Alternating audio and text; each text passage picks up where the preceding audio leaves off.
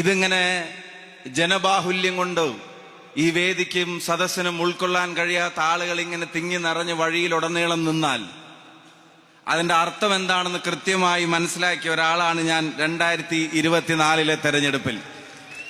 ഈ തെരഞ്ഞെടുപ്പിന്റെ മുമ്പും ഇങ്ങനെ തിങ്ങി നിറയുന്നുണ്ടെങ്കിൽ, നിങ്ങളിങ്ങനെ ഈ വെയിലിനെ വകവെക്കാതെ ഇവിടെ വരുന്നുണ്ടെങ്കിൽ, പ്രതിപക്ഷ നേതാവിനെ ചുമലിലേറ്റി ഈ വേദിയിലേക്ക് ആനയിച്ച് കൊണ്ടുവരുമ്പോൾ വഴിയിലുടനീളം ആളുകൾ ഈ പുതുകയാത്രക്ക് അഭിവാദ്യങ്ങളുമായി വന്നു ചേരുന്നുണ്ടെങ്കിൽ വടകരയുടെ മനസ്സ് ക്രിസ്റ്റൽ ക്ലിയർ ആണ്. അത് നമ്മുടെ വിജയത്തിന് വേണ്ടി നമുക്കൊപ്പം നിൽക്കുമെന്നുള്ളതിന്റെ ഉറച്ച പ്രഖ്യാപനം തന്നെയാണ് എന്ന കാര്യത്തിന് സംശയം വേണ്ട. ബഹുമാനപ്പെട്ട മാധ്യമ പ്രവർത്തകരോട് സ്നേഹത്തോടെ ഒരു വാക്ക് പറയുന്നു. നിങ്ങൾ തിക്കിനെ സംബന്ധിച്ചും തള്ളിനെ സംബന്ധിച്ചും ഒക്കെ കൊടുത്ത ചില വാർത്തകൾ കണ്ടു. അത് കൊടുത്തിട്ട് നിങ്ങൾക്ക് തൃപ്തി വരുന്നില്ലെങ്കിൽ ദയവായി ഈ തിക്കും തിരക്കിനെ സംബന്ധിച്ച് ഒരു വാർത്ത കൊടുക്കണമെന്ന് പ്രിയപ്പെട്ടവരോട് പറയാൻ ആഗ്രഹിക്കുന്നു. ഈ യാത്രയുടെ തിക്കും തിരക്കുമുണ്ട്. അത് നിങ്ങൾ വാർത്ത കൊടുത്ത തിക്കും തിരക്കുമല്ല. ഈ യാത്രയുടെ തിക്കും തിരക്കും ഈ യാത്ര മുന്നോട്ട് വെക്കുന്ന ആശയങ്ങളോടുള്ള ജനങ്ങളുടെ ഐക്യപ്പെടലാണ് എന്നുള്ളതാണ് അതിന്റെ പ്രത്യേകത. ഈ യാത്ര എവിടെയും വിഭാഗീയത പ്രസംഗിക്കുന്നില്ല.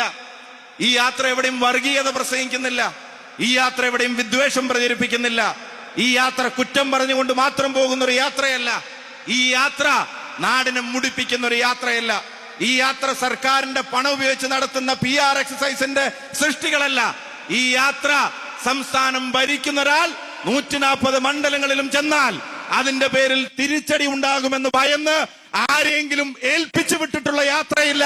ഇത് കേരളത്തിന്റെ പ്രതിപക്ഷ നേതാവ് നയിക്കുന്ന യാത്രയാണ്. ഐക്യജനാധിപത്യ മുന്നണിയുടെ ഈ നാടിനോടുള്ള ഉത്തരവാദിത്തം നിറവേറ്റുന്നതിന്റെ പ്രഖ്യാപനങ്ങൾ ഉൾക്കൊള്ളുന്ന യാത്രയാണ്. അത് നിങ്ങൾക്ക് കൃത്യമായിട്ട് അറിയാം. ഈ യാത്ര സംവദിക്കുന്നത് ആരോടാണ്? ഞാൻ ഈ വേദിയിലേക്ക് കടന്നു വന്നപ്പോ ഇതാ ദേശീയപാതയുടെ നിവേദനങ്ങൾ ഇവിടെ നൽകപ്പെടുകയാണ്. ഈ യാത്ര കുറ്റ്യാടിയിൽ ചെല്ലുമ്പോ അവിടുത്തെ നാളികേര കർഷകരുടെ പ്രയാസങ്ങൾ ചർച്ച ചെയ്യുകയാണ്. ഈ യാത്ര നാദാപുരത്ത് എത്തുമ്പോ വന്യമൃഗശല്യമുള്ള ഉൾപ്പെടെയുള്ള പ്രയാസങ്ങൾക്ക് പരിഹാരം കണ്ടെത്താൻ ആളുകൾ വരികയാണ്. ഈ യാത്ര കടന്നു വന്ന വഴികളിലുടനീളം പ്രതിപക്ഷ നേതാവുമായി ജനങ്ങൾ നടത്തുന്ന സംവാദത്തിൽ, ആ സംവാദത്തിൽ മുഴുവൻ ജനകീയ പ്രശ്നങ്ങളും കക്ഷി രാഷ്ട്രീയത്തിന് അതീതമായി ഇന്നിതാ ബസ് ഓപ്പറേറ്റേഴ്സ് ഉൾപ്പെടെയുള്ള ആളുകൾ ഇന്നുച്ചക്കും വന്ന് കണ്ടു. അതിലെല്ലാ രാഷ്ട്രീയ പ്രസ്ഥാനത്തിന്റെ നേതാക്കന്മാരും ഉണ്ടായിരുന്നു. അവര് പറഞ്ഞു, ഇതിനൊരു മാറ്റം വരാൻ നിങ്ങൾ വന്നാൽ അതിനൊരു മാറ്റം ഉണ്ടാക്കണമെന്ന് നമ്മുടെ നേതാക്കന്മാരോട് പറയുമ്പോ, പ്രതിപക്ഷ നേതാവിനോട് പറയുമ്പോ ഒരു കാര്യം നിങ്ങൾക്ക് ഉറപ്പാണ്. എന്താ ഒരു കാര്യം? ജനങ്ങൾ നമ്മളെ വിശ്വസിച്ചതായിരുന്നു പഞ്ചായത്ത് തെരഞ്ഞെടുപ്പ്. എന്നാൽ ജനങ്ങൾ നമ്മളെ അർഹിച്ച ഉത്തരവാദിത്തം ഏൽപ്പിക്കുന്നതാണ് ഇനി വരാനിരിക്കുന്ന തെരഞ്ഞെടുപ്പ്. അവര് അർപ്പിച്ച വിശ്വാസത്തെയും അവരേൽപ്പിക്കുന്ന ഉത്തരവാദിത്തത്തെയും അതിനെ ജനങ്ങളുടെ മുമ്പിൽ നിറവേറ്റുമെന്നുള്ള വാക്കാണ്, എന്ന വാഗ്ദാനമാണ്, എന്ന ഉറപ്പാണ്, എന്ന നടപടികളിലേക്കുള്ള കൃത്യമായ മാർഗരേഖകളാണ് ഈ പുതുയുഗ യാത്രയുടെ പ്രത്യേകത. ഞാൻ പറയുന്നു, ഇവിടെ വിഭാഗീയത പറഞ്ഞ ആളെ കൂട്ടുന്നില്ല. ബഹുമാനപ്പെട്ട പ്രതിപക്ഷ നേതാവിനോട് പറയുന്നു, ഈ വേദിയിൽ വന്ന് CPIM-ന്റെ സെക്രട്ടറി, പാർട്ടി സെക്രട്ടറി ജാഥ നയിച്ചുകൊണ്ട്, വികസന ജാഥ എന്ന പേരിൽ ജാഥ നയിച്ചുകൊണ്ട് ഈ വേദിയിൽ വന്നിട്ട് ഇവിടെ വടകരയിൽ വന്ന് ഇതേ വേദിയിൽ പന്തലിട്ടുകൊണ്ട് പ്രസംഗിക്കുമ്പോ പറഞ്ഞത്, വൈകുന്നേരം കസേര നിരത്തി ആളുകളെ ഇരുത്തി പറഞ്ഞത്, ഷാഫി പറമ്പിൽ ഒരു വർഗീയവാദിയാണ് എന്നുള്ളതാണ് പാർട്ടി സെക്രട്ടറി ഉൾപ്പെടെയുള്ള ആളുകൾ പറഞ്ഞത്. ഞാനൊരു കാര്യം ഗോവിന്ദൻ മാഷ് ഉൾപ്പെടെയുള്ള ആളുകളോട് പറയുന്നു, നിങ്ങൾ ആ ചാപ്പ കുത്താൻ കഴിഞ്ഞ 2 വർഷക്കാലമായി നടത്തുന്ന ശ്രമങ്ങൾ, ആ ശ്രമങ്ങളിൽ ഒന്നിന് ഏതാണ്ട് 2 വർഷത്തിന്റെ പഴക്കമുണ്ട്. കഴിഞ്ഞ പാർലമെന്റ് തെരഞ്ഞെടുപ്പിന്റെ മുമ്പ് പോളിംഗ് ബൂത്തിലേക്ക് പോകുന്നതിന്റെ തലേ ദിവസം നിങ്ങൾ സൃഷ്ടിച്ച ഒരു വ്യാജ സ്ക്രീൻഷോട്ട്, ആ സ്ക്രീൻഷോട്ടിന്റെ കാഫിർ സ്ക്രീൻഷോട്ടിന്റെ പേരിൽ വർഗീയതയുടെ ചാപ്പ ഞങ്ങളുടെ മേലെ ചുമത്താൻ, ഞങ്ങളുടെ മേലെ കുത്താൻ നിങ്ങൾ ആഞ്ഞു ശ്രമിച്ചു. ഞാൻ ഒരു കാര്യം ചോദിച്ചോട്ടെ, ഇപ്പോഴും കേരളം ഈ സെക്കൻഡിലും ഭരിക്കുന്നത് CPM തന്നെയല്ലേ? ആ CPM-ന്റെ സെക്രട്ടറി തന്നെയല്ലേ ഗോവിന്ദൻ മാഷ്? ആ പാർട്ടിയുടെ തീരുമാനപ്രകാരമല്ലേ കേരളത്തിന്റെ മുഖ്യമന്ത്രിയായി ശ്രീ പിണറായി വിജയൻ ഇരിക്കുന്നത്? അദ്ദേഹം തന്നെയല്ലേ കേരളത്തിന്റെ ആഭ്യന്തര വകുപ്പ് മന്ത്രിയും? ഈ വടകരയുടെ മണ്ണിൽ നിന്ന് നെഞ്ചിൽ കൈവച്ച് പറയുന്നു, ആ സ്ക്രീൻഷോട്ട് ഉണ്ടാക്കിയത് ആരാണെങ്കിലും അത് പുറത്തു കൊണ്ടുവരാൻ എന്താണ് പിണറായി വിജയൻ നയിക്കുന്ന കേരളത്തിന്റെ പോലീസിന് കഴിയാതെ പോയത് എന്ന ചോദ്യം, ആ ചോദ്യത്തിന് ഒരു ഉത്തരം ഈ ജനങ്ങളുടെ മുമ്പിൽ നിങ്ങൾക്ക് പറയാനുണ്ടോ? നിങ്ങൾ കണ്ടെത്താൻ കഴിയാതെ പോകുന്നതല്ല. കണ്ടെത്താത്തതിന്റെ കാരണം അത് ഞങ്ങളുടെ കുഞ്ഞല്ല, നിങ്ങൾ ഉണ്ടാക്കിയതാണ് എന്നുള്ളത് നിങ്ങൾക്ക് തന്നെ അറിയാവുന്നത് കൊണ്ടാണ്. അവിടെയാണ് ഈ യാത്രയും ആ യാത്രയും തമ്മിലുള്ള പ്രത്യേകത, അതിന്റെ വ്യത്യാസങ്ങൾ. അത് പ്രതിപക്ഷ നേതാവിന്റെ പ്രസംഗം കേൾക്കുമ്പോൾ നിങ്ങൾക്കറിയും രണ്ട് യാത്രയും തമ്മിലുള്ള വ്യത്യാസം എന്താണ്, രണ്ട് യാത്രയും അഡ്രസ് ചെയ്യുന്ന പ്രശ്നങ്ങൾ എന്താണ്, രണ്ട് യാത്രയും ജനങ്ങൾക്ക് കൊടുക്കുന്ന കാഴ്ചപ്പാട് എന്താണ്, രണ്ട് യാത്രയുടെ നായകരും ജനങ്ങളോട് സംവദിക്കുന്നത് എന്താണ്, ആരാണ് നാളെ കുറിച്ച് പറയുന്നത്, ആരാണ് കേരളത്തെ കുറിച്ച് പറയുന്നത്, ആരാണ് വ്യാജമായ അവകാശവാദങ്ങളിലൂടെ ഇതിനെ തെറ്റിദ്ധരിപ്പിക്കാൻ ശ്രമിക്കുന്നത്. ഞാൻ ഒരു കാര്യം പറയുന്നു, മഹാത്മാവിന്റെ പേരിലുള്ള തൊഴിലുറപ്പ് പദ്ധതി, ആ പദ്ധതിയിൽ നിന്ന് മഹാത്മാവിനെ നീക്കം ചെയ്യാൻ BJPയുടെ ഗവൺമെന്റ് തീരുമാനിച്ചു. ഇവിടെ ഒരു പ്രചരണം നടക്കുക, ഇടതുപക്ഷം ഉണ്ടതുകൊണ്ട് മാത്രമാണ് തൊഴിലുറപ്പ് പദ്ധതി ഈ നാട്ടിൽ നടപ്പിലായതെന്ന്. 2004 തെരഞ്ഞെടുപ്പിന്റെ മുമ്പ് കോൺഗ്രസിന്റെ പ്രകടന പത്രികയിൽ കോമൺ മിനിമം പ്രോഗ്രാം വരുന്നതിന്റെ എത്രയോ മുമ്പ് ആ വാഗ്ദാനം ജനങ്ങൾക്ക് കൊടുത്ത് അധികാരത്തിൽ വന്നാൽ അത് നടപ്പിലാക്കുമെന്ന ഉറച്ച തീരുമാനമെടുത്ത അന്നത്തെ UPAയുടെ തലപ്പത്തുള്ള സോണിയാഗാന്ധിയും മൻമോഹൻ സിംഗും ഉൾപ്പെടെയുള്ള നേതൃത്വം അതിനെ പിന്തുണച്ച CPMന്റെ അന്നത്തെ പിന്തുണയെ അതിനൊരിക്കലും വില കുറച്ച് കാണാൻ ഞങ്ങൾ തയ്യാറാവുന്നില്ല. പക്ഷെ ഒരു കോൺഗ്രസ് നേതൃത്വം നൽകുന്ന ഒരു UPA ഗവൺമെന്റ് കോൺഗ്രസിന്റെ പ്രകടന പത്രികയിൽ ഉൾപ്പെടുത്തിയ കാര്യം അത് നാട്ടിലെ ജനങ്ങൾക്ക് വേണ്ടി ഇപ്പോ അതിന്റെ പൂർണ്ണമായ അവകാശം തങ്ങൾക്ക് മാത്രമാണെന്നൊക്കെ പറഞ്ഞ് ജനങ്ങളെ തെറ്റിദ്ധരിപ്പിക്കാനുള്ള ശ്രമം നടത്തുന്നു. പാവപ്പെട്ടവന് പെൻഷൻ വേദിയുടെ സൈഡിൽ നിന്ന് കയ്യിലേക്ക് എണ്ണിക്കൊടുത്തിട്ട് ഇത് ഞങ്ങളില്ലെങ്കിൽ തരില്ല എന്ന് പറഞ്ഞ ഭീഷണിയുടെ ഭാഷയിൽ ആ പാവപ്പെട്ടവരെ പേടിപ്പിക്കുന്ന തരത്തിൽ അവരുടെ പ്രയാസങ്ങളെ അതിനെ മുതലെടുക്കാൻ ഉള്ള ശ്രമങ്ങൾ, അധികാരത്തിലേക്ക് എത്താനുള്ള അവസാന ലാപ്പിലെ സർവസ്വവുമുള്ള ശ്രമങ്ങളുടെ ഭാഗമായി നിങ്ങൾ നടത്തുന്നു. എന്തിനധികം പറയുന്നു, അതിലെല്ലാത്തിലും ഉപരി നാട്ടിലെ ജനങ്ങളെ ഭിന്നിപ്പിക്കുന്ന, തമ്മിലടിപ്പിക്കുന്ന, വിഭാഗീയത നിറഞ്ഞ പ്രസ്താവനകൾ. ഇവിടെ ഇതാ നമ്മുടെ പ്രിയപ്പെട്ട MLA ഉണ്ട്. ആ MLAക്കെതിരെ കഴിഞ്ഞ തെരഞ്ഞെടുപ്പ് കാലം മുതൽ ഈ നിമിഷം വരെ നിങ്ങൾ നടത്തിക്കൊണ്ടിരിക്കുന്ന വ്യക്തിഹത്യയും നിങ്ങൾ നടത്തിക്കൊണ്ടിരിക്കുന്ന പൊളിറ്റിക്കലായിട്ടുള്ള അറ്റാക്കും അത് നിങ്ങളുടെ അസ്വസ്ഥതയിൽ നിന്നാണ്. കാരണം നിങ്ങൾ ഈ നാട്ടിലെ ജനങ്ങളുടെ ജീവനേക്കാൾ, സ്വത്തിനേക്കാൾ, സമാധാനത്തെക്കാൾ നിങ്ങൾ പ്രാധാന്യം കൊടുത്തത് ചില പാർട്ടി ഗുണ്ടകളുടെ മോചനത്തിനായിരുന്നു എന്നുള്ളത് അത് ഈ നാട് ശരിക്ക് തിരിച്ചറിയുന്നുണ്ട്. പ്രിയപ്പെട്ടവരെ, നമ്മുടെ നാടിനുണ്ടാവേണ്ട മാറ്റങ്ങളെ ചൂണ്ടിക്കാണിച്ചാണ് ഈ യാത്ര നടക്കുന്നത്. അതുകൊണ്ടാണ് ഇത് പുതുയുഗ യാത്ര എന്നതിന് പേരിട്ടിരിക്കുന്നത്. ആ പേരിനെ അന്വർത്ഥമാക്കുന്ന നയങ്ങളാണ് ഈ യാത്രയിലുടനീളം അവതരിപ്പിക്കപ്പെടുന്നത്. തലശ്ശേരിയിൽ കണ്ണൂർ ജില്ലയിലെ പ്രിയപ്പെട്ട ജനങ്ങളുമായി നടത്തുന്ന സംവാദം അടുത്തിരുന്ന് ഞാൻ കണ്ടു. 31ഓളം വിഭാഗങ്ങളിൽപ്പെട്ട പ്രയാസങ്ങൾ അനുഭവിക്കുന്ന ജനങ്ങൾ അവിടെ വന്നവരുടെ സങ്കട കണ്ണുനീർ അത് അപേക്ഷകളിലൂടെ അവിടെ കൊടുത്തു. ഒരു കാര്യം പറയാ, ഓർഫനേജിൽ കഴിയേണ്ടി വരുന്ന അമ്മമാരുടെ പെൻഷനെ സംബന്ധിച്ചു പോലുമുള്ള നിവേദനങ്ങൾക്ക് ഒരു പരിഹാരം ഉണ്ടാവണമെന്ന് പറഞ്ഞ് കരഞ്ഞ് ക്ഷേമനിധിയിലെ ആനുകൂല്യങ്ങൾ കിട്ടാതെ മരണപ്പെട്ടു പോയവരുടെ കുടുംബാംഗങ്ങൾ പോലും വന്ന് തൊഴിലുറപ്പ് പദ്ധതിക്ക് വേണ്ടി നിൽക്കുന്ന അമ്മമാരവിടെ വന്ന് പരാതി പറയുമ്പോ പ്രതിപക്ഷ നേതാവിനോട് മാധ്യമങ്ങൾ ചോദിച്ചു, നിങ്ങൾ ആരുമായിട്ടാണ് കൂടിക്കാഴ്ച നടത്തിയത്? അദ്ദേഹം പറഞ്ഞ മറുപടി, പൗരപ്രമുഖരുമായിട്ടാണ് കൂടിക്കാഴ്ച നടത്തിയത്. ആരാണ് പൗരപ്രമുഖർ? മിനി കൂപ്പറുകാരല്ല. പൗരപ്രമുഖർ എന്ന് പറയുന്നത് തൊഴിലുറപ്പ് തൊഴിലാളികളാണ്. ഇവിടെ ഈ പാവപ്പെട്ടവരാണ്, പെൻഷൻ കിട്ടാത്തവരാണ്, ക്ഷേമനിധിയിലെ ആനുകൂല്യങ്ങൾ നിഷേധിക്കപ്പെട്ടവരാണ്, വഴിയോര കച്ചവടക്കാരാണ്, കച്ചവടം നടത്തി പ്രയാസപ്പെടുന്ന വ്യാപാരികളാണ്. ഈ നാട്ടിലെ സർവ്വസ്വവും നഷ്ടപ്പെട്ടു പോകുന്ന സാധാരണക്കാരൻ, അവരാണ് പ്രമുഖൻ. അവരുടെ ശബ്ദത്തിനാണ്, അവരുടെ പ്രയാസങ്ങൾക്കാണ്, അത് കേൾക്കാനാണ് ഈ യാത്ര. അതിന്റെ പരിഹാരമാണ് ഈ യാത്രയുടെ നിർദ്ദേശങ്ങൾ. ബാക്കി കാര്യം അദ്ദേഹം പറയും. ഞാൻ ഒരൊറ്റ കാര്യം മാത്രം പറയുന്നു, ഈ നാട്ടിലെ ജനങ്ങളെ തമ്മിലടിപ്പിക്കുന്നതിനകത്ത് ഒരു മര്യാദയുമില്ലാതെ CPM മാറിക്കൊണ്ടിരിക്കുകയാണ്. സംഘപരിവാർ തോൽക്കുന്ന വിഭാഗീയത CPM നേതാക്കന്മാരുടെ വായിൽ നിന്ന് നിരന്തരം വരുന്നു. എന്റെ മേലെ, ഞങ്ങളുടെ മേലെ വർഗീയ ചാപ്പ കുത്താൻ ശ്രമിക്കുന്ന ഗോവിന്ദ മാഷ് ഉൾപ്പെടെയുള്ള ആളുകൾ പറയണം, ഈ നാട്ടിലെ ജനങ്ങൾ മറക്കാൻ ആഗ്രഹിക്കുന്ന, നാട്ടിലെ ജനങ്ങൾ മാന്തി പുണ്ണാക്കരുതെന്ന് ആഗ്രഹിക്കുന്ന മുറിവുകൾ അത് വീണ്ടും മാന്തി പുണ്ണാക്കാൻ ശ്രമിക്കുന്ന AK ബാലന്റെ പ്രസ്താവനയോട് ഈ പാർട്ടി എങ്ങനെയാണ് പ്രതികരിച്ചത്? നിങ്ങളുടെ മുഖ്യമന്ത്രി എങ്ങനെയാണ് പ്രതികരിച്ചത്? ജയിച്ചവരുടെ പേര് നോക്കിയാൽ അറിയാമെന്ന് പറയുന്ന സജി ചെറിയാന്റെ പ്രസ്താവനയോട് നിങ്ങളുടെ മുഖ്യമന്ത്രി എങ്ങനെയാണ് പ്രതികരിച്ചത്? നിങ്ങളുടെ പാർട്ടി എങ്ങനെയാണ് പ്രതികരിച്ചത്? അപ്പൊ സംഘപരിവാറിന്റെ ടോണും സംഘപരിവാറിന്റെ ഛായയും സംഘപരിവാറിന്റെ ഭാഷയും അത് CPM കടം കൊണ്ടിട്ടുണ്ടെങ്കിൽ ആ CPM-നെ നിലക്ക് നിർത്താൻ, ആ CPM-നെ തിരുത്താൻ കുഞ്ഞികൃഷ്ണൻ പറഞ്ഞതുപോലെ, സഖാവ് കുഞ്ഞികൃഷ്ണൻ പറഞ്ഞതുപോലെ നേതൃത്വത്തെ പാർട്ടി തിരുത്തുന്ന ഒരു തെരഞ്ഞെടുപ്പാണ് കേരളത്തിൽ വരാൻ പോകുന്നത്. അയ്യന്റെ സ്വത്ത് കവർന്ന പത്മകുമാർ പാർട്ടിക്ക് വേണ്ടപ്പെട്ടവനും ധീര രക്തസാക്ഷിത്വം വഹിച്ച ധനരാജന്റെ കുടുംബത്തിന്റെ സഹായം നിഷേധിച്ചതിനെ അതിനെ തുറന്നു പറഞ്ഞ ഒരു കമ്മ്യൂണിസ്റ്റ് പാർട്ടിയുടെ പുറത്തുമായിട്ടുണ്ടെങ്കിൽ ഞാൻ നേരത്തെ പറഞ്ഞത് ആവർത്തിക്കുന്നു. ഇത്തവണത്തെ ബാലറ്റ് മെഷീൻ മുമ്പിൽ വരുമ്പോ ജനാധിപത്യ മുന്നണിയുടെ ചിഹ്നങ്ങളിൽ, RMPയുടെ ചിഹ്നങ്ങളിൽ വോട്ട് രേഖപ്പെടുത്താൻ പോകുന്നത് കോൺഗ്രസുകാർ മാത്രമായിരിക്കില്ല, ലീഗുകാർ മാത്രമായിരിക്കില്ല, RMPക്കാർ മാത്രമായിരിക്കില്ല, നിഷ്പക്ഷരായ ആളുകൾ മാത്രമായിരിക്കില്ല. വോട്ട് രേഖപ്പെടുത്താൻ ഈ നാട്ടിൽ ഏതെങ്കിലും ഒരു നല്ല സഖാവുണ്ടെങ്കിൽ അവന്റെ വോട്ടും ഇത്തവണ ഐക്യ ജനാധിപത്യ മുന്നണിക്കായിരിക്കുമെന്ന് ഈ തെരഞ്ഞെടുപ്പ് നമ്മളോട് പറയുന്നുണ്ട്.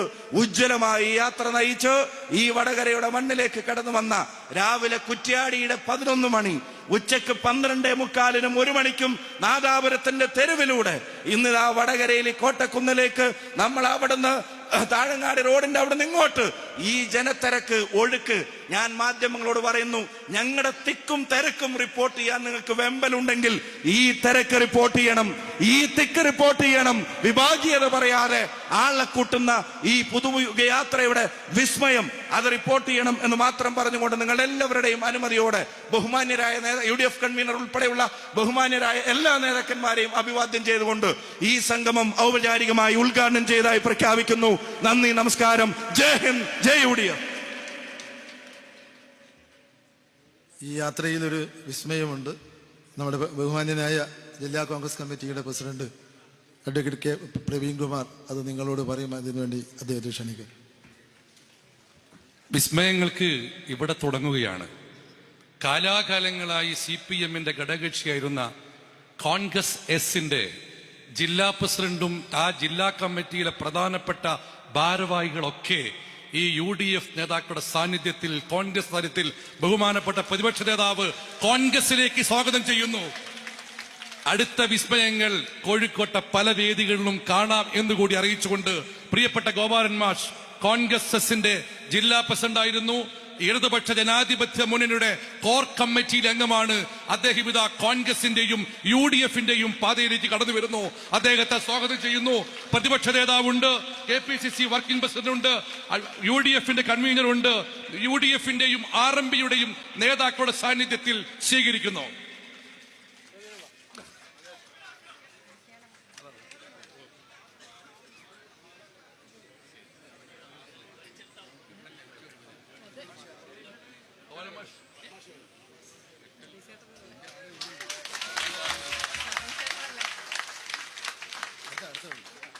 കോൺഗ്രസ് എസിന്റെ ജില്ലാ സെക്രട്ടറി ആയിരുന്ന ശ്രീ ബാബു പറമ്പത്ത് കഴിഞ്ഞ നാളുകളിൽ ഇടതുപക്ഷത്തിന് വേണ്ടി ശബ്ദിച്ചവർ തെറ്റ് തിരുത്തി അത് ശരിയല്ല എന്ന് ബോധ്യപ്പെട്ട് ശരിയുടെയും നന്മയുടെയും പാതയിലേക്ക് കടന്നു വരുന്നു. ശ്രീ ബാബു പറമ്പത്ത് ജനറൽ സെക്രട്ടറി.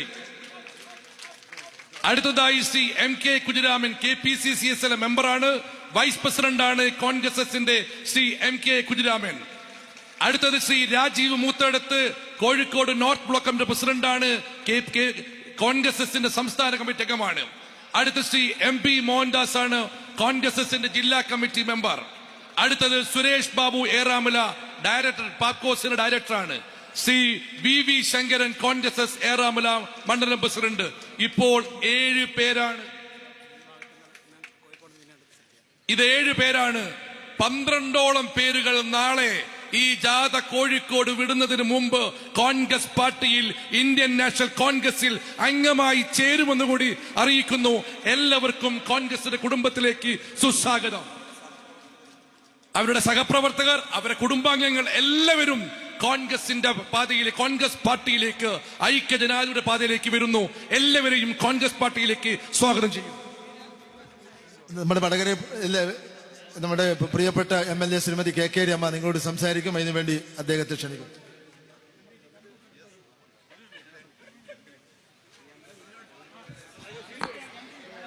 ഏറ്റവും പ്രിയങ്കരനായ പ്രതിപക്ഷ നേതാവ്, ജാഥയുടെ ക്യാപ്റ്റൻ, പ്രിയപ്പെട്ട ശ്രീ VD സതീശൻ അവർകൾ, പ്രിയപ്പെട്ട MP ഉൾപ്പെടെ വേദിയിലുള്ള ഏറ്റവും ബഹുമാന്യരെ, പ്രിയപ്പെട്ട സഹോദരി സഹോദരന്മാരെ, ഒരു ദീർഘമായ പ്രസംഗം നടത്തുന്നില്ല. നിങ്ങളെല്ലാവരും നമ്മുടെ പ്രതിപക്ഷ നേതാവിൻ്റെ പ്രസംഗം കേൾക്കാൻ കാത്തിരിക്കുകയാണ് എന്നറിയാം. ഏതായാലും ഒരൊറ്റ കാര്യം മാത്രം, ഭരണ തുടർച്ചയല്ല പുതുയുഗ പിറവി ഉണ്ടാകാൻ പോകുന്നു എന്ന് നിശ്ചയിച്ചുറപ്പിച്ച ഒരു ജനസഞ്ചയമാണ് ഈ ജാഥയിൽ ഉടനീളം ഉണ്ടായിക്കൊണ്ടിരിക്കുന്നത്, എല്ലാ സ്വീകരണ കേന്ദ്രങ്ങളിലും ഉണ്ടായിരിക്കുന്നത്. നാടിന്റെ പട്ടിണി മാറ്റാൻ, മനുഷ്യരുടെ പ്രയാസം അനുഭവിക്കുന്ന മനുഷ്യരുടെ ദുരിതങ്ങളോടൊപ്പം നിൽക്കുന്ന ഒരു സർക്കാർ ഇവിടെ ഉണ്ടാകും എന്ന് ഉറപ്പിക്കുന്ന തരത്തിലേക്കാണ് ഈ പ്രചരണവും ഈ ജാഥയും നീങ്ങുന്നത്. ഇതിന് മുന്നിലുള്ള എല്ലാ പ്രിയപ്പെട്ടവരെയും ഹൃദയപൂർവ്വം അഭിവാദ്യം ചെയ്തുകൊണ്ട് ഈ പരിപാടിക്ക് എല്ലാവിധ അഭിവാദ്യങ്ങളും അർപ്പിച്ച് അവസാനിപ്പിക്കുന്നു.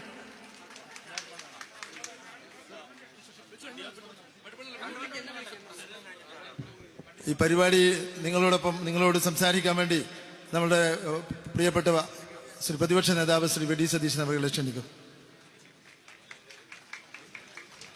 ഏറ്റവും പ്രിയങ്കരനായ അധ്യക്ഷൻ ശ്രീ കോട്ടയിൽ രാധാകൃഷ്ണൻ, ബഹുമാനിയായ UDF-ന്റെ കൺവീനർ ശ്രീ അടൂർ പ്രകാശ് MP, നമ്മുടെ ഈ നാടിന്റെ പ്രിയങ്കരനായ MP ശ്രീ ഷാഫി പറമ്പിൽ, നമ്മുടെ ജനകീയായ നമ്മുടെ MLA ശ്രീ KK രമ, RMBയുടെ സെക്രട്ടറി ശ്രീ വേണു, പ്രിയപ്പെട്ട ശ്രീ പ്രവീൺ കുമാർ, ശ്രീ പാറക്കൽ അബ്ദുള്ള, ശ്രീ VD ജോസഫ്, ശ്രീ പുന്നക്കൽ ഉൾപ്പെടെ വേദിയിലും സദസ്സിലുള്ള ബഹുമാന്യരായ നേതാക്കളെ, ഏറ്റവും പ്രിയപ്പെട്ട എൻ്റെ പോരാളികളായ സഹപ്രവർത്തകരെ, നമ്മളൊരു പുതുയുഗത്തിന് തുടക്കം കുറിക്കാനാണ് ഈ യാത്ര നടത്തുന്നത്. 10 വർഷക്കാലത്തെ ഈ ദുർഭരണത്തിന് അന്ത്യം കുറിക്കണം എന്ന് കേരളത്തിലെ ജനങ്ങൾ ആഗ്രഹിക്കുന്നു.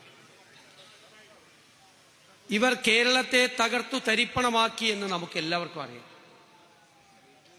കേരളത്തിന്റെ സമ്പദ് വ്യവസ്ഥ മാത്രം നോക്കിയാൽ മതി. അടുത്ത മാസം മുഖ്യമന്ത്രി ശ്രീ പിണറായി വിജയൻ ഭരണത്തോട് സലാം പറയും. അപ്പോൾ നിങ്ങളുടെ തലയിൽ, നമ്മുടെ തലയിൽ 6 ലക്ഷം കോടി രൂപയുടെ കടബാധ്യത കെട്ടിവെച്ചിട്ടാണ് പോകുന്നത് എന്ന് കൂടി അറിയണം നിങ്ങൾ. കേരളത്തിന്റെ ചരിത്രത്തിലെ ഏറ്റവും വലിയ കടക്കെണിയിലേക്ക് നമ്മളെ ചവിട്ടി താഴ്ത്തിയിട്ടാണ് ഈ ഗവൺമെന്റ് പടിയിറങ്ങുന്നത്. ഞങ്ങൾ വെറുതെ പറഞ്ഞതല്ല. നിയമസഭയിൽ ഖജനാവിൽ പൂച്ച പെറ്റ് കിടക്കുകയാണ്. ഒരു നയാ പൈസ ഇല്ല, നയാ പൈസ. പിന്നെയും പിന്നെയും കടം വാങ്ങിച്ചു കൂട്ടുകയാണ്, ദൂർത്തടിക്കാൻ, അഴിമതി നടത്താൻ. കേരളത്തെ ഇല്ലാതാക്കി, എല്ലാ സ്ഥാപനങ്ങളും ഇല്ലാതായി. ആരോഗ്യ കേരളം വെന്റിലേറ്ററിലായി. ആരോഗ്യരംഗത്ത് വരുന്ന വാർത്തകൾ ഞെട്ടിക്കുന്ന വാർത്തകളാണ്. നമ്മൾ ഉമ്മൻചാണ്ടി സാർ മുഖ്യമന്ത്രിയായിരുന്നപ്പോൾ വൈദ്യുതി ബോർഡിനെ ലാഭത്തിലാക്കി 22 പൈസ ഒരു യൂണിറ്റിന് കുറച്ചു തന്നു. ഈ 10 വർഷം കൊണ്ട് വൈദ്യുതി ബോർഡിനെ 50,000 കോടി രൂപയുടെ കടത്തിലാക്കി. 4 പ്രാവശ്യം വൈദ്യുതി ചാർജ് കൂട്ടി. വീണ്ടും വൈദ്യുതി ചാർജ് കൂട്ടാൻ എഴുതി കൊടുത്തിട്ടാണ് ഇവർ നിൽക്കുന്നത്. ഇന്ത്യയിൽ ഒരു കാര്യത്തിന് കേരളത്തിൽ 1ാം സ്ഥാനമുണ്ട്. എന്തിനാ? ഇന്ത്യയിൽ ഏറ്റവും കൂടുതൽ വിലക്കയറ്റമുള്ള 1ാമത്തെ സംസ്ഥാനം കേരളമാണ്. അത് പിണറായി വിജയൻ വേറെ ആർക്കും 11 മാസമായിട്ട് വിട്ടുകൊടുത്തിട്ടുണ്ട്. സപ്ലൈകോയ്ക്ക് മാർക്കറ്റിൽ ഇടപെടാൻ കഴിയുന്നില്ല. കോടികളാണ് സപ്ലൈകോയ്ക്ക് കൊടുക്കാനുള്ളത്. 1 ലക്ഷം കോടിയാണ് പെൻഷൻകാർക്കും ജീവനക്കാർക്കും അധ്യാപകർക്കും കൂടി സർക്കാർ കൊടുക്കാനുള്ളത്. എല്ലാം അടുത്ത ഗവൺമെന്റ് കൊടുക്കണം. പേ കമ്മീഷൻ, ശമ്പള കമ്മീഷൻ വെച്ച് പൈസ കൊടുക്കേണ്ടതിന് ഇപ്പൊ കൊണ്ടുപോയി ശമ്പള കമ്മീഷൻ വെച്ചു. കാരണം 5 മാസം കഴിഞ്ഞ് അവർ റിപ്പോർട്ട് കൊടുക്കൂ. അടുത്ത ഗവൺമെന്റിന്റെ മീതെ ലക്ഷക്കണക്കിന് കോടി രൂപയുടെ കടബാധ്യത. മനസ്സിലായോ? മെഡിക്കൽ സർവീസസ് കോർപ്പറേഷൻ മരുന്ന് വാങ്ങിച്ചതിന് കോടിക്കണക്കിന് രൂപയുടെ ബാധ്യത. കാരുണ്യ പദ്ധതി 1200 കോടി രൂപയുടെ ബാധ്യത. 7 ക്ഷേമനിധികൾ തകർന്നു. കെട്ടിട നിർമ്മാണ തൊഴിലാളി ക്ഷേമനിധി പെൻഷൻ കൊടുത്തിട്ട് 19 മാസമായി. എല്ലാ രംഗത്തും തകർച്ചയാണ്, പറഞ്ഞാൽ തീരില്ല. ഓരോ വകുപ്പിലും നയാ പൈസ ഇല്ലാതെ നിൽക്കുകയാണ്. ഇവര് ഈ കേരളത്തെ തകർത്തു. നമ്മൾ ഇപ്പോൾ പ്രതിപക്ഷം മാത്രമല്ല, കേരളത്തിലെ ജനങ്ങളുടെ ഹൃദയാഭിലാഷങ്ങളെ യാഥാർത്ഥ്യമാക്കി അധികാരത്തിലേക്ക് വരേണ്ട മുന്നണി കൂടിയാണ് എന്ന് ജനങ്ങൾ നമ്മളെ ഓർമ്മപ്പെടുത്തുന്നു. നമുക്ക് അവരോട് പറയാനുള്ള വാക്ക്, എവിടെയെല്ലാം ഈ LDF സർക്കാർ കേരളത്തെ തകർത്തു, അവിടെയെല്ലാം കേരളത്തെ എഴുന്നേൽപ്പിക്കാൻ, നടത്താൻ സമഗ്രമായ പദ്ധതികളുമായിട്ടാണ് UDF വരുന്നത്. ഈ പുതുയുഗ യാത്രയിൽ രാഷ്ട്രീയം പറയും. പക്ഷേ രാഷ്ട്രീയത്തെക്കാളേറെ നമ്മൾ ചർച്ച ചെയ്യാൻ ആഗ്രഹിക്കുന്നത് ഭാവി കേരളത്തെക്കുറിച്ചാണ്. ഇവര് തകർത്തെറിഞ്ഞ ഈ സമ്പദ് വ്യവസ്ഥയെ, കേരളത്തിന്റെ ഇക്കോണമിയെ നമ്മൾ ശക്തമാക്കും. അതിനുള്ള നിരവധി പദ്ധതികളുമായിട്ടാണ് നമ്മൾ വരുന്നത്. ഞാൻ നിങ്ങളോട് പറയട്ടെ, കഴിഞ്ഞ 2 കൊല്ലക്കാലമായി നിരവധി മലയാളികൾ, രാജ്യത്തിനകത്തും പുറത്തുമുള്ള വിദഗ്ധരായ ആളുകൾ നിരവധി മേഖലകളിൽ ഗവേഷണ തുല്യമായ പ്രവർത്തനങ്ങൾ നടത്തിയ വിശദമായ ഡോക്യുമെന്റുമായിട്ടാണ് നമ്മൾ വരുന്നത്. ആരോഗ്യ കേരളം വെന്റിലേറ്ററിലാണ് എന്ന് പറഞ്ഞു. ആ ആരോഗ്യ കേരളത്തെ നമ്മൾ കൈപിടിച്ചെഴുന്നേൽപ്പിച്ച് ആരോഗ്യവതിയായി കേരളത്തിലൂടെ നടത്തും. നാളെ കോഴിക്കോട് നമ്മൾ ഇതിനു മുൻപ് ഒരു ഹെൽത്ത് കമ്മീഷൻ രൂപീകരിച്ചു. ഹെൽത്ത് കോൺക്ലേവ് നടത്തി 300 ഡോക്ടർമാർ പങ്കെടുത്തു. വിദേശത്തും കേരളത്തിലുമുള്ള മലയാളി ഡോക്ടർമാർ 150 പേർ കഠിനാധ്വാനം ചെയ്ത് കേരളത്തിന്റെ ഭാവിയിലേക്കുള്ള ഒരു ഹെൽത്ത് ഡോക്യുമെന്റ്, ഒരു ആരോഗ്യരേഖ നാളെ നമ്മൾ കോഴിക്കോട് പ്രകാശനം ചെയ്യുകയാണ്. ഞാൻ നിങ്ങളോട് പറയുന്നു, ആരോഗ്യരംഗം ലോകം മുഴുവൻ ശ്രദ്ധിക്കുന്ന, ലോകത്തിന്റെ ഡെസ്റ്റിനേഷൻ പോയിന്റ് ആക്കി നമ്മൾ ഈ കേരളത്തെ മാറ്റും. ആരോഗ്യരംഗത്ത് നമ്മുടെ കുട്ടികൾ 40-50 ലക്ഷം രൂപ കിടപ്പാടം പണയപ്പെടുത്തി ലോൺ എടുത്ത് വിദേശത്തേക്ക് പോവുകയാണ് പഠിക്കാൻ, പ്രോഗ്രാമുകൾ പഠിക്കാൻ. ഇവിടെ ഇല്ല. UDF അധികാരത്തിൽ വരുമ്പോൾ ഞാൻ നിങ്ങളോട് വാക്ക് പറയുന്നു, UDFന് വേണ്ടി അവർ ജർമ്മനിയിലും UK-യിലും കാനഡയിലും ഓസ്ട്രേലിയയിലും പോയി പഠിക്കുന്ന പ്രോഗ്രാമുകൾ കേരളത്തിലെ യൂണിവേഴ്സിറ്റികളിൽ നമ്മുടെ UDF ആരംഭിക്കും. അവരത് പഠിച്ചു കഴിഞ്ഞ് പുറത്തു വന്നാൽ അവർക്ക് തൊഴിൽ കിട്ടുന്നതിന് വേണ്ടിയിട്ടുള്ള കേരളം ഇന്നുവരെ കാണാത്ത സമഗ്രമായ ഒരു തൊഴിൽ പദ്ധതി ഈ യാത്ര തിരുവനന്തപുരത്ത് എത്തുന്നതിന് മുമ്പ് നമ്മൾ പറയും. കേരളത്തിൽ നമുക്കൊരു സ്വപ്ന പദ്ധതിയുണ്ട്. കേരളത്തിൽ നിങ്ങൾക്ക് എല്ലാവർക്കും അറിയാം, 2 ഇന്റർനാഷണൽ സീ പോർട്ടുകളുണ്ട്, ഒരു കണ്ടെയ്നർ ടെർമിനലുണ്ട്, 17 മിനി പോർട്ടുകളുണ്ട്. ഈ പോർട്ടുകളെല്ലാം സംയോജിപ്പിച്ച് നമ്മൾ മിഷൻ സമുദ്ര എന്ന പേരിൽ ഒരു കോസ്റ്റൽ ഷിപ്പിംഗ് സംവിധാനം തുടങ്ങിയ, റോഡിലൂടെ പോകുന്ന ഈ സാധനങ്ങളുടെ ഭൂരിഭാഗവും കടലിലൂടെ പോകും. 4-1 ചെലവിൽ റോഡ് ഫ്രീ ആവും. കേരളത്തിലെ ഈ തുറമുഖങ്ങൾ, മിനി തുറമുഖങ്ങളെല്ലാം, അതിനെല്ലാം വികസിപ്പിച്ച് ഈ സംസ്ഥാനത്തെ ഒരു തുറമുഖ നഗരമാക്കി മാറ്റാൻ വേണ്ടിയിട്ടുള്ള ഒരു പദ്ധതി കൂടി നമ്മൾ കൊച്ചിയിൽ പ്രഖ്യാപിക്കും. സമഗ്രമായ ഒരു പദ്ധതി, മാറ്റങ്ങൾ, തീരപ്രദേശത്ത് വലിയ മാറ്റങ്ങൾ വരുത്തുന്ന പദ്ധതി. 2 ഇന്റർനാഷണൽ എയർപോർട്ടുകളെ, കൊച്ചിയെയും കണ്ണൂരിനെയും സംയോജിപ്പിച്ച് 27 ഏവിയേഷൻ പ്രോജക്റ്റുകൾ കൊണ്ടുവരും. ഈ സംസ്ഥാനത്ത് ഇന്നുവരെ ഒരു പ്രതിപക്ഷവും ചെയ്യാത്ത തരത്തിലുള്ള തയ്യാറെടുപ്പുകൾ നടത്തി, ഗ്രഹപാഠം നടത്തി. വെറും മാനിഫെസ്റ്റോയിലെ പ്രഖ്യാപനങ്ങളല്ല, വിഷൻ ഡോക്യുമെന്റ് ആണ്. സാമ്പത്തിക കാര്യങ്ങൾ പരിശോധിച്ച്, പാരിസ്ഥിതിക കാര്യങ്ങൾ പരിശോധിച്ച്, സാങ്കേതിക കാര്യങ്ങൾ പരിശോധിച്ച് കൊണ്ടുവരുന്ന സമഗ്രമായ പദ്ധതി, പ്രാവർത്തികമാക്കാൻ പറ്റുന്ന പദ്ധതികൾ. കേരളത്തിന്റെ മുഖച്ഛായ നമുക്ക് മാറ്റണം. ഈ ദുർഭരണത്തിന് അന്ത്യം കുറിച്ച് ഒരു പുതുയുഗത്തിന് കേരളത്തിൽ തിരശീല ഉയരണം. നമുക്കിനി പിന്നോട്ട് നടക്കാൻ കഴിയില്ല. നമ്മൾ ഇനി മുന്നോട്ടാണ് കുതിക്കാൻ പോകുന്നത്. നമുക്ക് വേണ്ടി മാത്രമല്ല, വരാനിരിക്കുന്ന തലമുറയ്ക്ക് വേണ്ടി, നമ്മുടെ കുഞ്ഞുങ്ങൾക്കും അവരുടെ കുഞ്ഞുങ്ങൾക്കും ഈ കേരളം ഇന്ത്യയിലെ 1ാമത്തെ സംസ്ഥാനമാക്കി മാറ്റാനുള്ള പദ്ധതികളാണ് UDF ആവിഷ്കരിക്കുന്നത്. അത് UDFന് കേരളത്തിലെ ജനങ്ങളോട് പറയാനുള്ള ഉറപ്പാണ്. കേരളത്തിൽ മാറ്റം ഉണ്ടാവുക തന്നെ ചെയ്യും. അതുകൊണ്ടാണ് ഈ യാത്രയ്ക്ക് പുതുയുഗ യാത്ര എന്ന പേരിട്ടത്. പുതുയുഗമായിരിക്കും കേരളത്തിലെന്ന സംശയമില്ല. ഇവിടെ രാഷ്ട്രീയ അന്തരീക്ഷം കലുഷിതമാണ്. വർഗീയതയാണ് CPM-ന്റെ ആയുധം. നമുക്കറിയാം, സംഘപരിവാർ, BJP എവിടെ ചെന്നാലും ജാതിയുടെയും മതത്തിന്റെയും പേരിൽ ആളുകളെ ഭിന്നിപ്പിക്കും, വിദ്വേഷ പ്രസംഗം നടത്തും, ശത്രുക്കളാക്കും, കലാപങ്ങൾ ഉണ്ടാക്കും. അതിൽ നിന്ന് രാഷ്ട്രീയ മുതലെടുപ്പ് നടക്കും.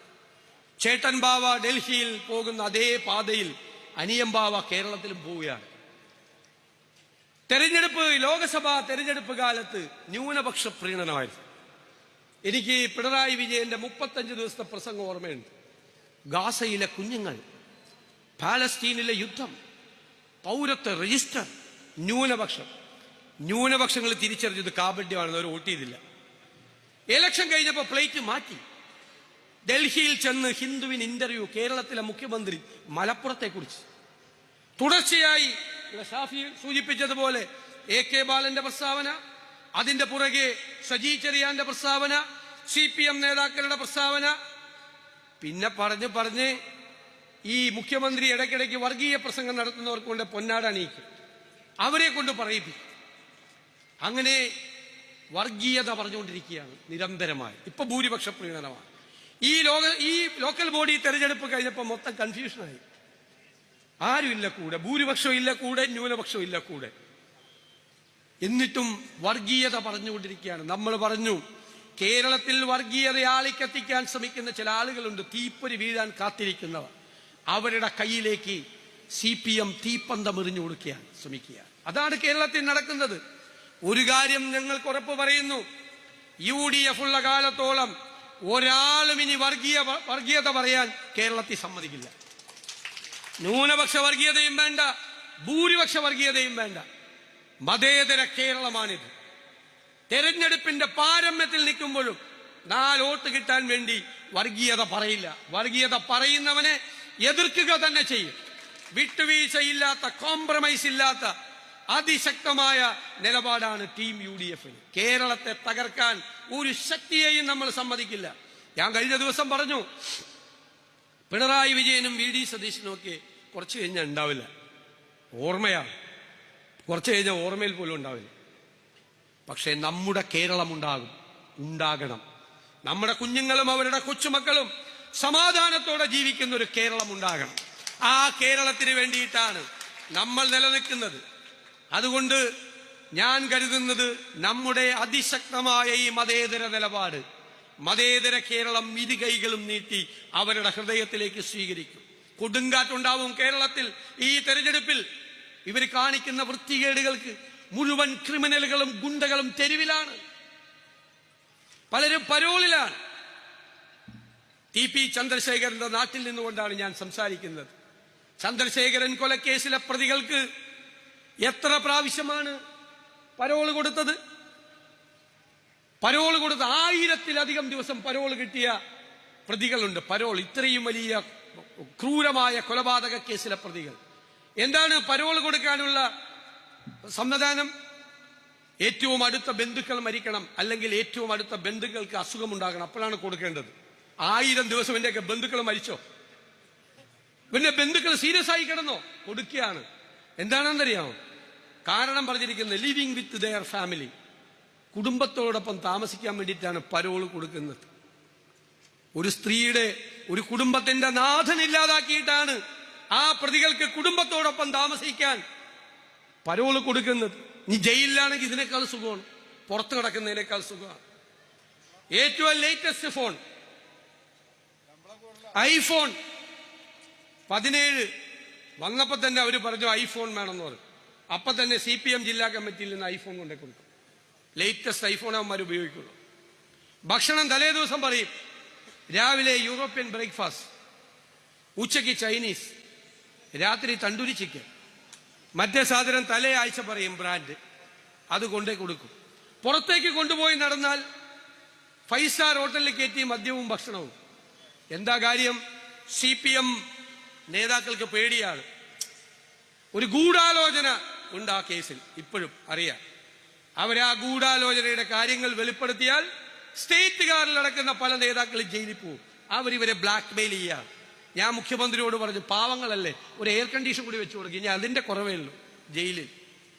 പിന്നെ മുഖ്യമന്ത്രി അടുത്തൊരു പ്രസ്താവന നടത്തി, പുതിയ സാങ്കേതിക വിദ്യ കേരളം സ്വീകരിച്ചു കഴിഞ്ഞു.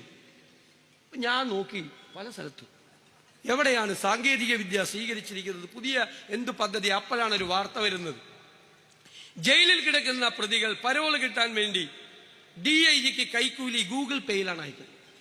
ഇപ്പോഴാണ് സാങ്കേതിക വിദ്യ കേരളത്തിൽ എത്ര ഭംഗിയായിട്ടാണ് നടപ്പാക്കിയെന്ന് മനസ്സിലാക്കുന്നത്.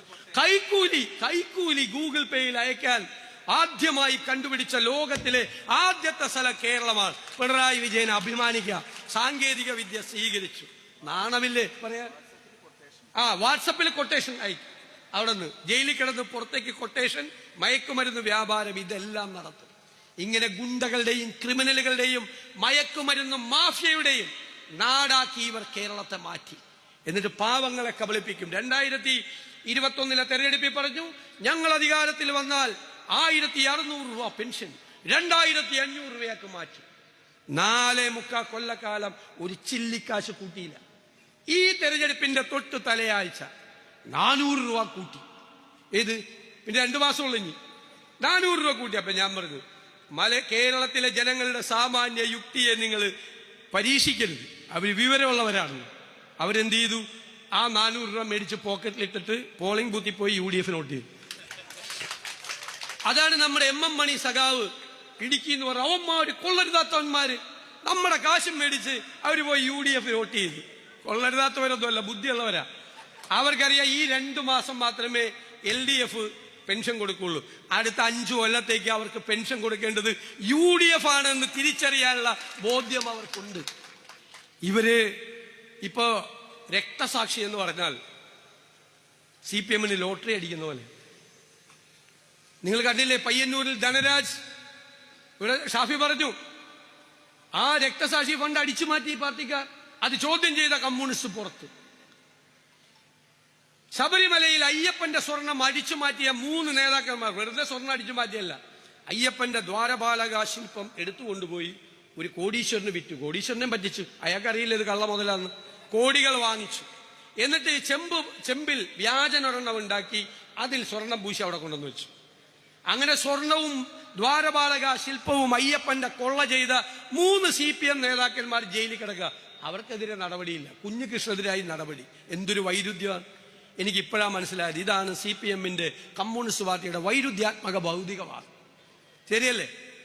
ശരിയാണ്. ഇതാണ് വൈരുദ്ധ്യാത്മക ഭൗതികവാദം. എന്തൊരു പാർട്ടിയാണ്. അഭിമന്യുവിന്റെ കൊച്ചിയിൽ കൊല ചെയ്യപ്പെട്ടു, അടിച്ചുമാറ്റി ഫണ്ട്. തിരുവനന്തപുരത്ത് വിഷ്ണുവിനെ സംഘപരിവാറുകാർ കൊന്നു, അവന്റെ രക്തസാക്ഷി ഫണ്ടും അടിച്ചു മാറ്റി. ഞാൻ 5-ാം തീയതിയാണ് തിരുവനന്തപുരത്ത് നിന്ന് പോകുന്നത് ജാഥയ്ക്കായി, ഈ യാത്രയ്ക്കായി കാസർഗോഡ്. 5-ാം തീയതി തിരുവനന്തപുരത്ത് വെച്ച് CPM-ന് വേണ്ടി രക്തസാക്ഷിയായ വിഷ്ണുവിന്റെ കുടുംബം കോൺഗ്രസിൽ ചേർന്നു. ഞാൻ അവർക്ക് മെമ്പർഷിപ്പ് കൊടുത്തിട്ടാണ് പോകുന്നത്. രക്തസാക്ഷികളുടെ കുടുംബം പോലും വെറുക്കുന്ന പാർട്ടിയായി കേരളത്തിലെ CPM മാറിയിരിക്കുന്നു. ഇവരെ ഇടതൊന്നുമല്ല, ഇവര് കമ്മ്യൂണിസ്റ്റും അല്ല, ഇടതുമല്ല, ഇവര് തീവ്ര വലതുപക്ഷ പാർട്ടിയാണ്. നിങ്ങൾ നോക്കിക്കോ. ഞാൻ കഴിഞ്ഞ തെരഞ്ഞെടുപ്പിൽ പറഞ്ഞല്ലോ, ലോക്കൽ ബോഡി നല്ല കമ്മ്യൂണിസ്റ്റുകാരെ കാണുമ്പോൾ ചിരിച്ചോ. അവര് നമുക്ക് വോട്ട് ചെയ്യുള്ളൂ. വംശമൊന്നും വേണ്ട, എനിക്ക് ഉറപ്പാ. ഞാൻ പറഞ്ഞു വന്നു ഇടതുപക്ഷ സഹയാത്രികർ. കാരണം ഇടതു വന്നാൽ നല്ലതാണ്, ഇടതു വന്നാൽ നാടിന് ഗുണം ചെയ്യും, നാടിന് മാറ്റമുണ്ടാകും എന്ന് സത്യസന്ധമായി വിശ്വസിച്ച് നടന്ന 4 പതിറ്റാണ്ട് കാലം നടന്ന ഇടതുപക്ഷ സഹയാത്രികർ. അവരെ കാണുമ്പോൾ ചേർത്ത് പിടിച്ചു. നമ്മളെക്കാൾ അവർക്ക് വാശിയാണ് ഇവന്മാരെ താഴെ ഇറക്കാൻ. കഴിഞ്ഞ ദിവസം കവി സച്ചിദാനന്ദൻ എന്താ പറഞ്ഞത്? തുടർ ഭരണം വേണ്ട, അല്ലേ? തുടർ ഭരണം വേണ്ട. മലയാളിയുടെ പ്രിയങ്കരിയായ നോവലിസ്റ്റ് സാറ ടീച്ചർ എന്താ പറഞ്ഞത്? അയ്യോ പിണറായി 3 വേണ്ട. ഞാൻ ഈ പിണറായി 3 എന്ന് പറയുന്നതിന് ഇത്തിരി പ്രോത്സാഹിപ്പിക്കുന്ന ആളാണ്. എന്താ കാര്യം എന്നറിയാം? പിണറായി 3 എന്ന് പറയുമ്പോഴേക്കും ആളുകൾ തലേ കൈ വയ്ക്കും. എന്റെ അമ്മ ഇവന്മാര് 3ാമതും വരുവാന്ന്. അതിനെ ഒന്ന് പേടിപ്പിക്കാൻ പറ്റും. പണ്ട് ഞങ്ങൾ സ്കൂളിൽ പഠിക്കുമ്പോൾ 77 ഞാൻ സ്കൂളിൽ പഠിക്കുക. അപ്പോൾ CPM-ന്റെ ഒരു മുദ്രാവാക്യം ഉണ്ടായിരുന്നു, ഭയങ്കര മുദ്രാവാക്യം. 57-ൽ EMS, 67-ൽ EMS, 77-ലും EMS. അതായത് 57-ലും 67-ലും മുഖ്യമന്ത്രിയായ EMS 77-ലും മുഖ്യമന്ത്രിയാവും. ഈ പിണറായി 3 പോലത്തെ ഒരു സാധനം. 77-ൽ എന്താ സംഭവിച്ചത്? കേരള രാഷ്ട്രീയ ചരിത്രത്തിലെ ഏറ്റവും കൂടുതൽ സീറ്റ് നേടി.